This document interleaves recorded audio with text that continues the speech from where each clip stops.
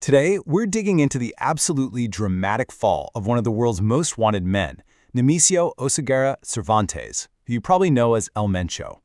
For years, this guy was basically a ghost, the terrifying leader of the Cartel de Jalisco New Generation, the CJNG. But then, in one single explosive day, his whole reign just came to a violent end. So how did a man who seemed completely untouchable finally get taken down? And what kind of chaos did that unleash? Let's get into it. Okay, so picture this. It's February 22nd, 2026. The news breaks. El Mencho is dead. And almost immediately, bam, parts of Mexico just erupt in flames. This wasn't just another criminal getting taken off the board. This was the spark that lit a nationwide firestorm. So what did that firestorm actually look like on the ground? Well, the CJNG's response was fast, it was coordinated, and it was designed to send a message that was impossible to ignore. Within hours, it was like a switch was flipped. A terrifyingly efficient plan kicked right into gear, which tells you the CJNG had been preparing for this day for a long time. We're talking nearly 100 highways blocked. Cars, trucks, buses, hijacked and just turned into these massive flaming barricades. The violence got so bad that major airports in tourist hubs like Puerto Vallarta and Guadalajara had to suspend all flights. Tourists were literally stranded. Public transport just stopped. This wasn't random violence. This was a calculated war on the state, forcing the governor of Jalisco to declare a Código Rojo, a code red. And make no mistake, the cartel's message was written in blood. The cost wasn't just burned-out cars, it was human lives. In the wave of retaliatory attacks right after El Mencho's death, at least 25 members of the Mexican National Guard were killed. So all of this just makes you wonder, right? Who was this guy? What kind of a leader commands this level of violent, die-hard loyalty, even after he's gone? To really get why things exploded, you have to understand the man who lit the fuse. They called him the Lord of the Roosters. And to really understand the man behind this empire of terror, you have to go all the way back to his pretty unlikely beginnings. See, El Mencho's story is full of contradictions. He wasn't born into some criminal dynasty. His journey to becoming Mexico's public enemy #1 was, well, anything but a straight line. Okay, now check this out because the timeline here is wild. He starts out in rural Michoacán, gets deported from the U.S. for drug offenses, and then in the 90s, he becomes a police officer in Jalisco. Yeah, a cop. You heard that right. He then flips, leaves the force, and uses all that inside knowledge to climb the ranks of the underworld, eventually co-founding the CJNG in 2009. And while his public image was one of pure, calculated terror, this nickname, the Lord of the Roosters, it gives us this weird little peek into his personal side. It comes from his love for cockfighting, which is this really popular, really brutal pastime in his home state. It's a strange reminder of his rural roots, even as he was building this massive, global criminal empire. So how did he take the CJNG from just a small splinter group to, arguably, the most powerful and feared cartel in Mexico? The answer is pretty simple, and it's ugly. A level of brutality that Mexico had never really seen before, all fueled by this relentless, savage ambition. And let me tell you, that brutality paid off, big time. By 2019, the DEA estimated his personal net worth was at least $500 million, and probably well over $1 billion.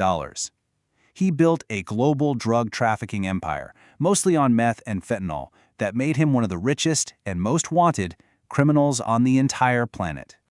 The CJNG wasn't just another cartel. El Mencho's tactics were designed for maximum shock and awe. We're talking about military-grade weapons, like using rocket-propelled grenades to shoot down a military helicopter. They weaponized drones.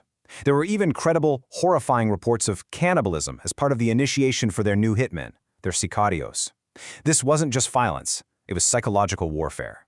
El Mencho's rise was a direct challenge to the old guard, especially the legendary Sinaloa cartel, El Chapo's old crew. While Sinaloa was the established power, the CJNG was the hyper-aggressive newcomer.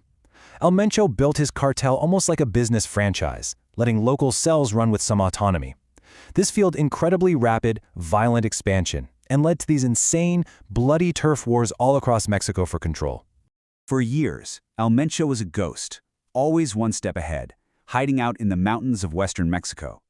But on February 22, 2026, thanks to one critical piece of intelligence, all of that came to a very sudden and very violent end. Okay, so here's how it all went down. It was U.S. intelligence tracking one of El Mencho's romantic partners that finally gave him up. They pinpointed his location, a chalet in this upscale country club in Tapalpa, Jalisco. At dawn, Mexican special forces hit the compound. A massive firefight breaks out. El Mencho actually manages to escape into the woods, but he was wounded. He was captured after a second gunfight, but he didn't make it. He bled out and died from his gunshot wounds while being airlifted to Mexico City. You know, law enforcement experts, like the former DEA chief, Mike Vigil, they immediately knew this was a game changer. His death wasn't the end of the story. It was a massive turning point, a huge opportunity for both Mexico and the U.S. to really disrupt the cartel's network, but only if they could capitalize on the chaos. But here's the thing. Taking out the king doesn't mean the kingdom just crumbles.